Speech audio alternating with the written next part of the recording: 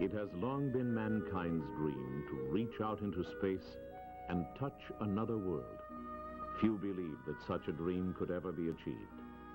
But with increasing knowledge and faith, man kept reaching until at last he touched the moon. The incredible dream had become a reality. Today, men of vision are reaching out with dreams of making a better world. These dreams must be fulfilled if mankind is to survive. The Kingdom of Saudi Arabia has such a dream, one that is taking form, a dream that is becoming a reality, the dream of Yanbu.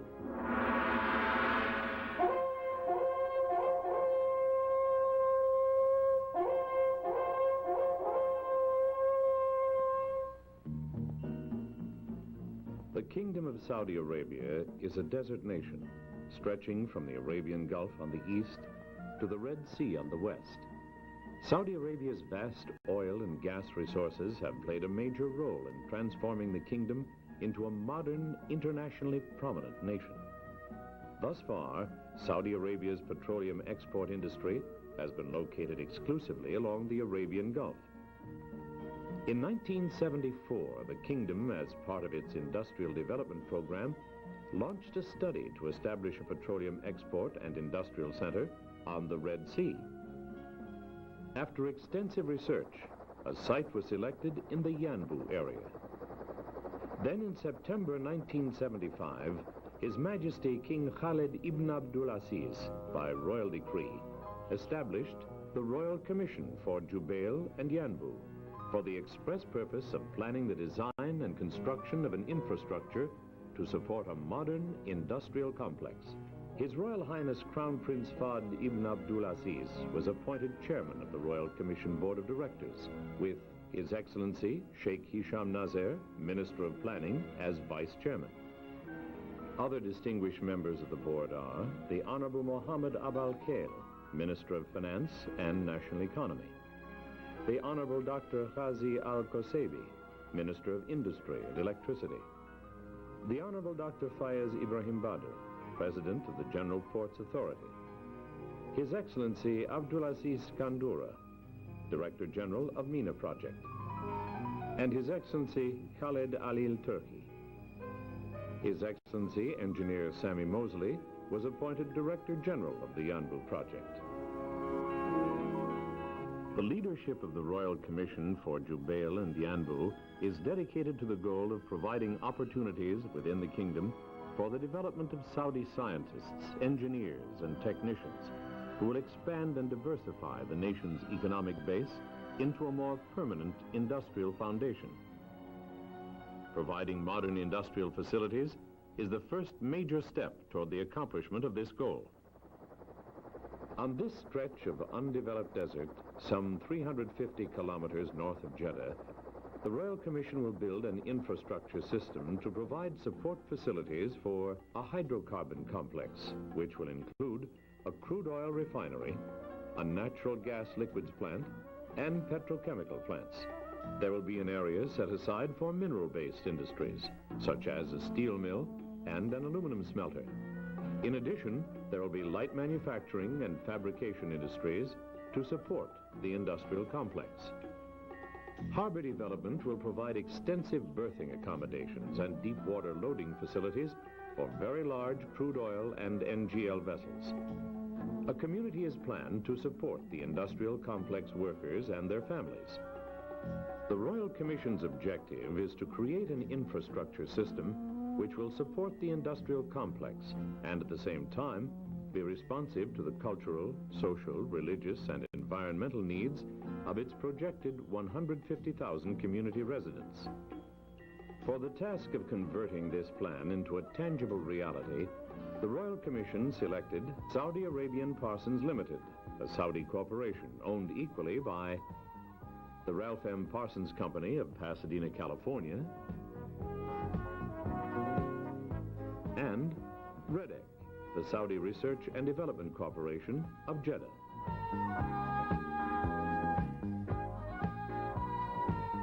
A comprehensive master plan was developed for an infrastructure system which would systematically integrate development of the basic industries to ensure a balanced growth pattern.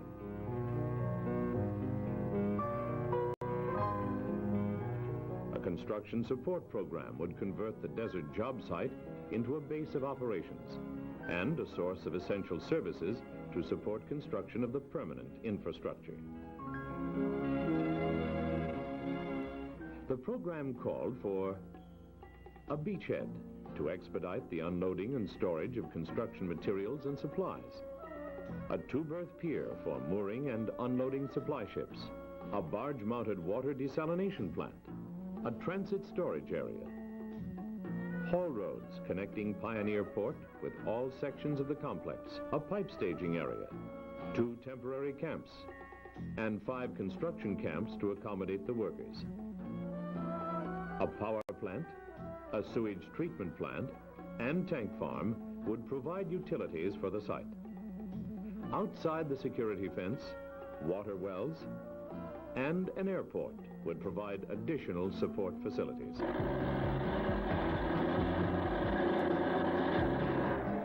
On July 12, 1977, the Royal Commission approved start of the construction support program. The plan called for construction of 4,200 linear meters of haul roads, which would connect Pioneer Port with all sections of the complex.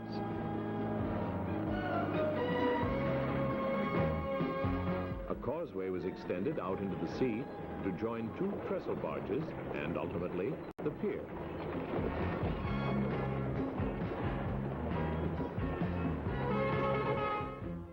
In Singapore, the pier was being fabricated. The pier itself would consist of 3 jack-up barges, each 100 meters long, which would be joined together at the job site to form a 300-meter pier, capable of accommodating ships up to 72,000 deadweight tons. The first pier barge is launched.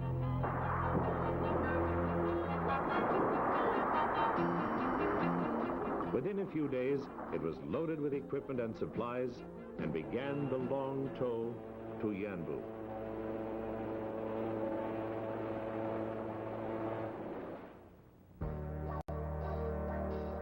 Construction work on Yanbu's 2 temporary camps was well underway.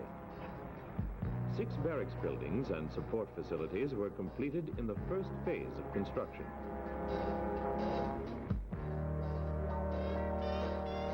Work on the power generator buildings and sewage treatment plant was underway to provide utilities for the camps. At the same time, additional building sites were being graded and leveled. Since water is a high priority necessity for construction activities, the Saudi Ministry of Agriculture selected drilling locations 70 kilometers from the job site. The Royal Commission's policy of conserving the existing water supplies resulted in a most unusual project. In Osaka, Japan, a plant was under construction that would convert seawater into fresh potable water.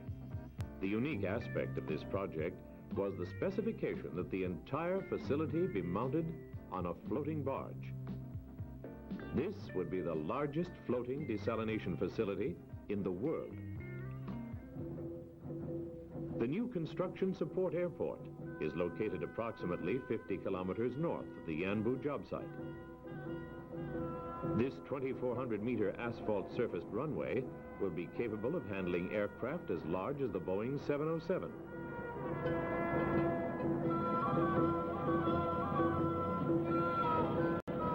On August 24, 1977, a milestone event occurred at the Yanbu job site. The first pier barge arrived. The heavily loaded barge and tug fought their way through 2 severe tropical storms during the long voyage from Singapore, but arrived with all cargo intact. Now, with pier construction material and equipment on hand, a race with time began to complete the causeway for connection to the pier. Using anchors and winches, the Yanbu 1 pier barge was carefully moved into position, and the pilings were raised and made ready for driving. A new technique to drive the pilings was approved by the Royal Commission utilizing a specially designed 35-ton vibrator unit. This would be the first time a vibration unit had ever been used to drive pilings as large as 2 meters in diameter and 48 meters in length.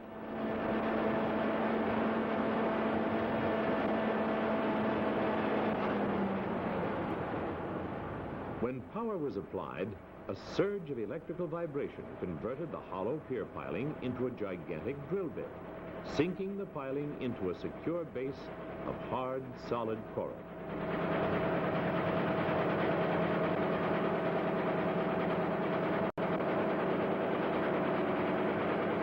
Using the vibrator unit, the elapsed real time from the start of the pile driving operation to the point at which the piling was secured in its coral base took only 1 hour and 5 minutes. When all 10 pilings have been driven, the pier barge will be jacked up and secured in its permanent position.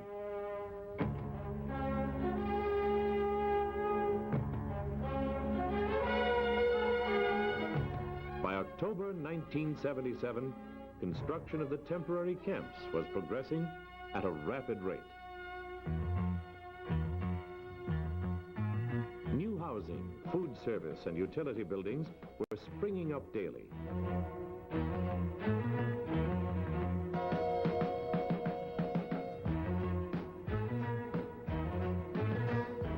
A large complex of modern prefab fiberglass housing modules were being erected by a Saudi contractor.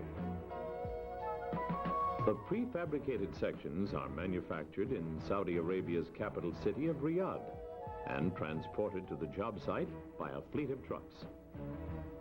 When completed, these units will house over 700 workers.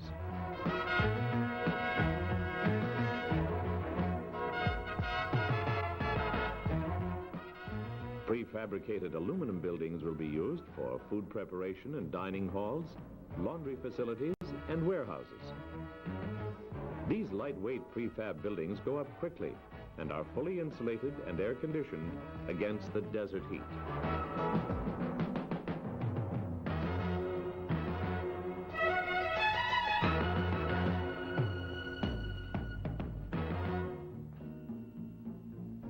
By October 1977, the pier at Pioneer Port was completed.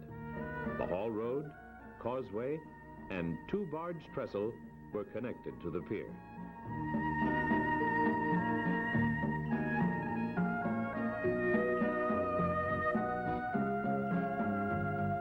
Two tugboats had arrived from India and were standing by. Mooring space alongside the trestle was prepared for the desal barge. On November 1st, 1977, a group gathered on the pier to witness the arrival of the first ship at Pioneer Port. Yanbu Director General Sammy Mosley and Petromin's Hussein Linjawi joined other government and management officials to be a part of this historic event. Finally, the Garden Venus came into sight. Slowly, the vessel eased up to the dock, dropped her anchors, and maneuvered toward the pier.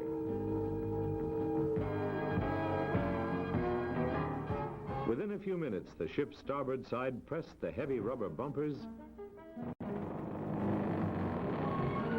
and she was docked. The Garden Venus carried a cargo of more than 2,000 steel pipe sections, the beginning of a great new pipeline system that will carry a continuous flow of crude oil and NGL across the Kingdom of Saudi Arabia.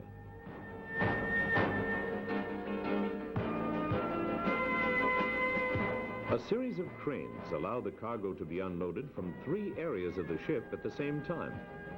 This carefully coordinated unloading operation works like an assembly line.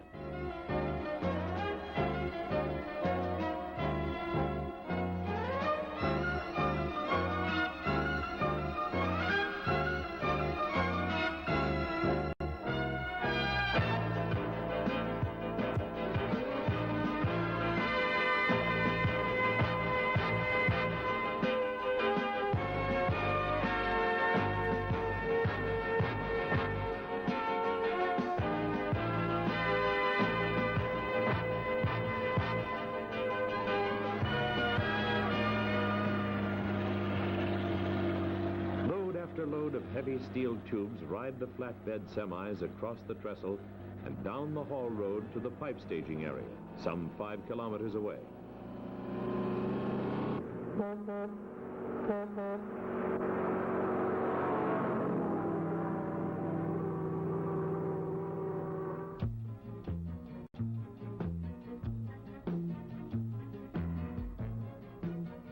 By early 1978, temporary camps 1 and 2 were nearing completion.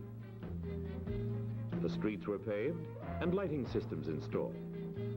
Offices, warehouses, dormitories, dining rooms, and recreation halls were completed, and a modern medical dispensary with a resident doctor has been made available to the workers.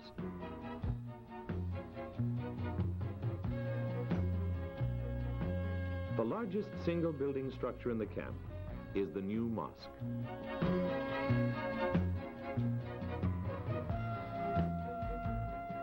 The temporary camps were originally designed to house 700 workers, but an expanded construction program requiring a new estimate of 1,400 workers has necessitated an increase of housing accommodations. The Royal Commission has made every effort to provide accommodations that will satisfy the essential needs of each worker. This fiberglass complex provides private accommodations for 40 single-status workers. Electrical power is fed from a nearby generator plant, and fresh water is supplied by the desal barge, now in full operation at Pioneer Port. The barge, with its 3 desalination plants, is capable of supplying 2 million liters of fresh, potable water per day, and is equipped with instrumentation to allow operation from one central location by 1 operator and 1 helper on each shift.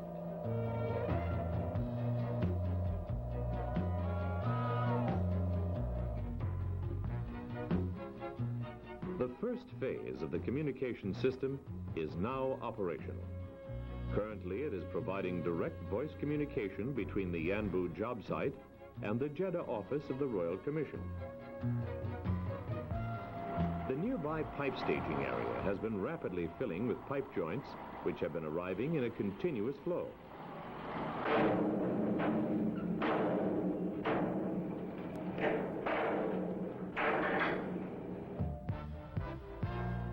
The storage of these thousands of pipe sections is in preparation for an enormous project that will span the kingdom, a pipeline through which will flow a continuous river of crude oil from the oil fields near the Gulf to the new Yanbu industrial complex on the Red Sea. Beneath the desert lands of Saudi Arabia are the largest known oil reserves in the world. Here in the eastern province, bordering the Arabian Gulf, is the heart of the kingdom's oil operations. The lifeblood of the machine age is pumped from the ground to flow through steel veins into storage tanks for refinery use or export to the far corners of the world. Starting here in the oil fields of Abqaiq, the mammoth crude oil pipeline will begin its long underground journey westward, 1,207 kilometers across the kingdom to its final destination, the industrial complex at Yanbu. A second pipeline, smaller in diameter than the 48-inch crude oil line, but equally important, will carry a steady stream of natural gas liquids captured from the gas-flaring fields of Abqaiq through an underground course parallel to its larger companion across the kingdom to the petrochemical plants at Yanbu.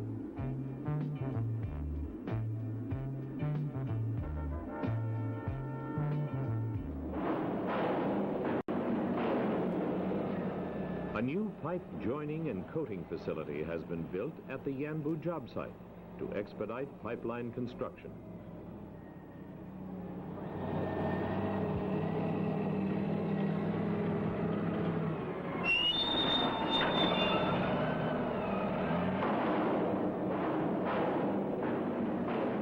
Here, the 40-foot pipe joints are welded into 80-foot sections, then coated to protect the metal from the corrosive elements of the soil. The 80-foot coated sections are again stored, ready for use on the pipeline.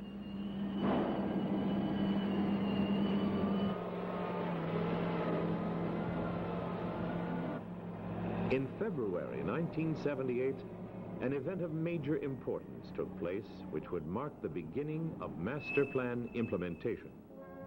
It began at the Construction Support Airport, now operational under Saudi Arabia's Civil Aviation Department. Director General Sammy Mosley was the first to arrive. Dr. Gaith Perron, chairman of Reddick, and Mr. William Leonard, president of the Ralph M. Parsons Company, arrived. Next came an important group of Saudi Arabian government and business leaders. The arrival of these prominent and distinguished principals from various parts of the kingdom and the world indicate the importance of this occasion.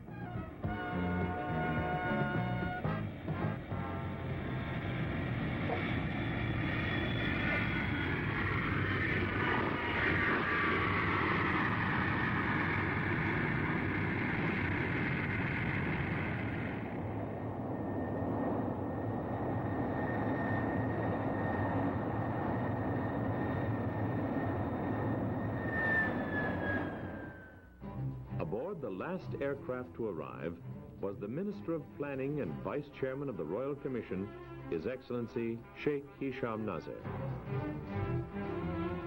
His presence signified acknowledgement that the construction support program had progressed to the point where implementation of the permanent infrastructure can begin.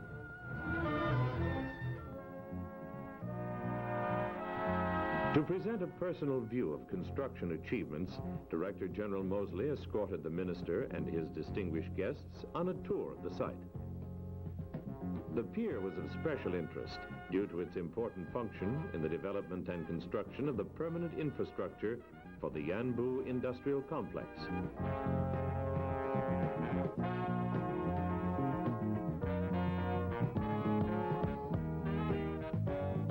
The desal barge represented a unique solution to a most pressing problem, the availability of an abundant supply of fresh, potable water.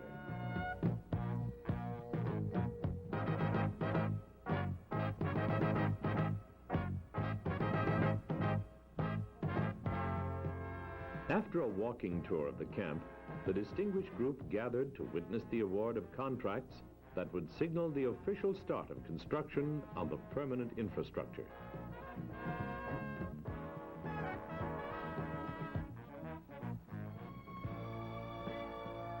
By January 1979, construction progress was rapidly changing the landscape at Kilometer 19, site of the 1,700-acre permanent construction camps. The tank farm was completed and provides storage facilities for 11 million gallons of potable water and 7 million gallons of diesel fuel. 3 gas turbine generators capable of providing 48 megawatts of power have been installed and are now being tested. When operational, they will supply power for a city of 20,000 people. The celebrated Saudi Arabian artist Abdul Halim Redwi has converted a common water tank into a beautiful impressionistic rendering, which is rapidly becoming recognized as a symbol of progress for the new Yanbu industrial complex.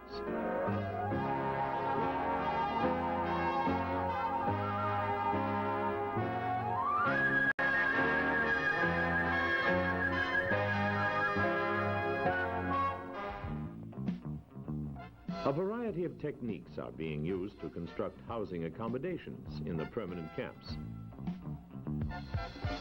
L-shaped precast concrete panels are being used to build 500 family-type housing units.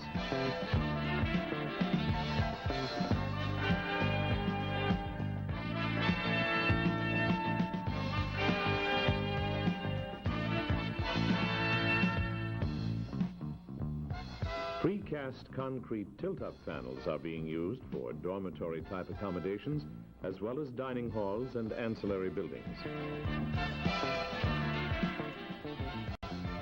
Another 500 housing units are under construction, utilizing aluminum framing and lightweight composition panels.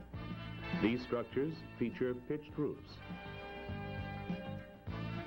By far the largest structure in the permanent camp area is the space frame building, which will serve as the on-site offices of the Royal Commission and the Management Services contractor.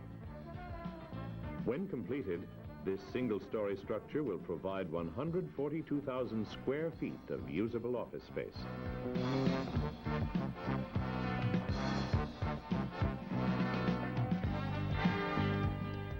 Another important sector of the permanent construction camp is the communications center. This system includes an Earth receiving station for satellite transmission, which is capable of utilizing either the Atlantic or Indian Ocean satellites. When in operation, the Earth receiving station will be able to transmit and receive telephone and telex communications, as well as receive television transmission.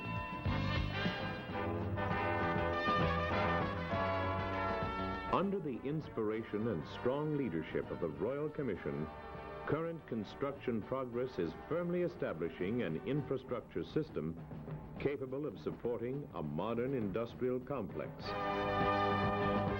The Kingdom of Saudi Arabia is well on its way to the realization of the dream of Yanbu.